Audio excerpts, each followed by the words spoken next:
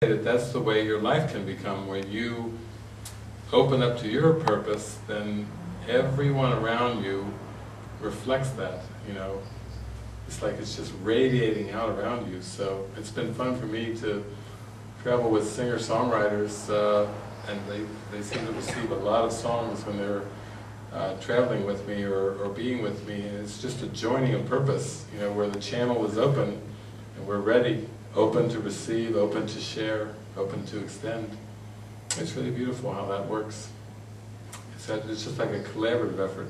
I feel something's coming. After we go all the way through Noosa, we were going to go and stay with Mike and Tia, and then in Brisbane, and then Derek is down in Brisbane, and then Christian and Cecilia.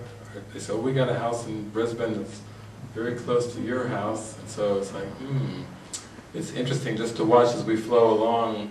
You know, we don't really have plans set up, but then you start to watch the people start to appear, and it's like, okay, something's brewing here.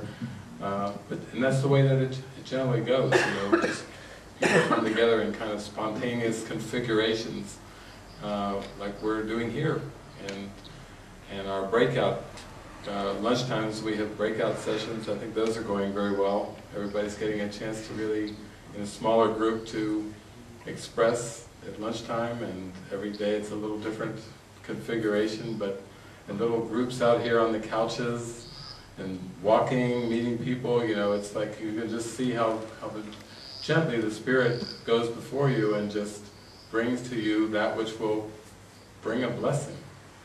And you can just go from, just like a frog hopping from one lily pad to the next. You just kind of hop from one blessing, you look around, ribbit, ribbit, and you hop to your next blessing, ribbit, ribbit, then you hop. And you know, it's kind of nice to think that that's the way that your life can be. I had a friend, Carrie, and she would say, I don't know how this is going to happen, David, how this is going to unfold. And I said, well, just follow the invitations.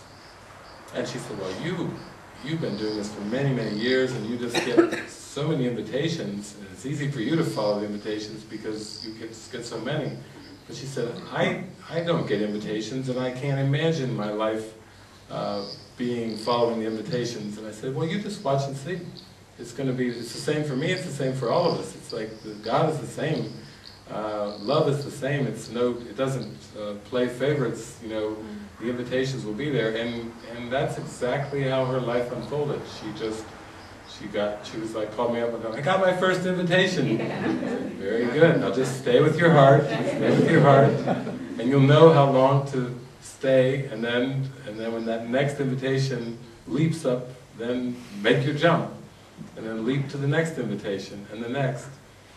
That sounds really beautiful. Imagine like living your life that way, where you just went from one invitation to the next.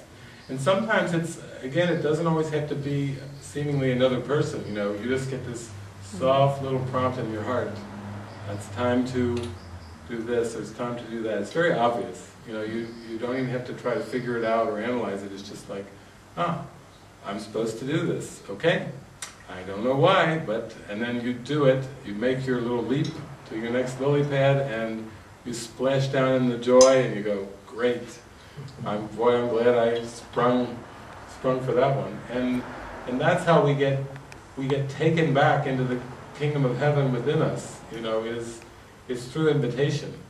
You know, there were things in the Bible about, you know, Jesus saying, come unto me, you who are weary and burdened, you know, and I will give you rest.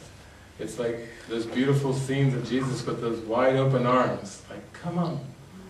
No matter what it is, no matter where you seem to be, you know, you can come and rest in me. And we get better and better at taking those leaps. And we get more confident. I think that's the way it was for me with miracles.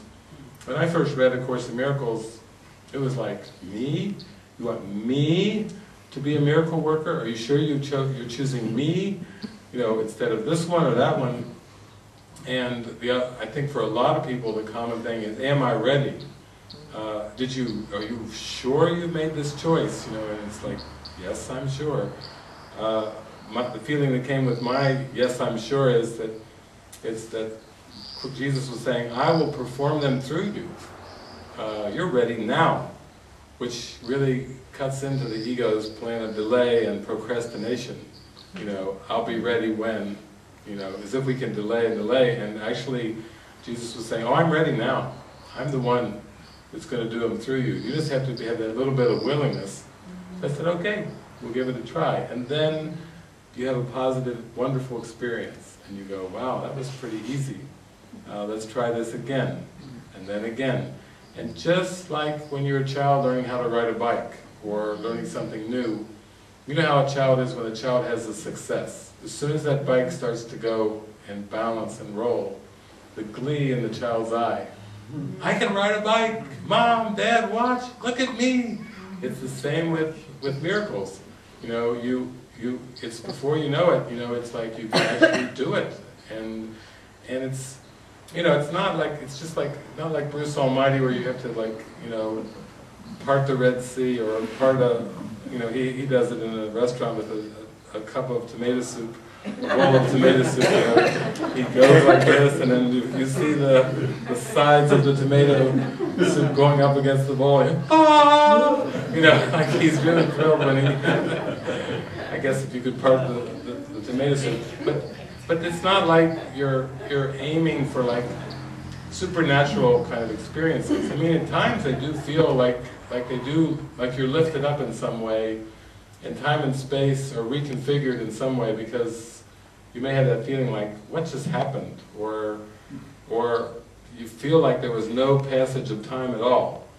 You know, like it's one of those dreams where you go, your head hits the pillow, you have this, seems like this big long dream, there's hours and hours, and then your eyes wake up and you look, and maybe 2 minutes have passed on the clock, and you go, what was that? You know, that seemed like a lot longer than 2 minutes. But it's the same with miracles. The more you let them start to express through you, you notice synchronicities, you notice how everything is just like a click, click, click, click, click flow, and it's so easy that it feels like there's no passage of time and there's no effort involved in it. That's probably the most striking characteristic of the miracle. It's like a sense of effortlessness.